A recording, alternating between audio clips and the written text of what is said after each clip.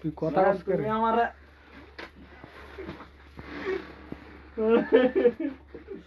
আমাদের শুনু কোন লাগবে আইবা। সব করন লাগবে আমনে কে শুনু টুনু মাহেন আরে ভাই কারে কো আমারে কইতা জান আসলে ভিডিও কিন্তু হইতাছে মানে বেট কেলে কিন্তু বুঝে যাবে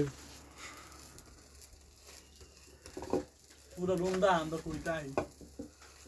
না পুরা রমদান যেত না সবাই দেখে লেবে আবার সব তো বসতে যাইতো না আমরা কইতাই কোন আমরা আরে দেখে লেবে অনেক কিছু আছে রুমের ভিতরে আরে হ্যাক করবো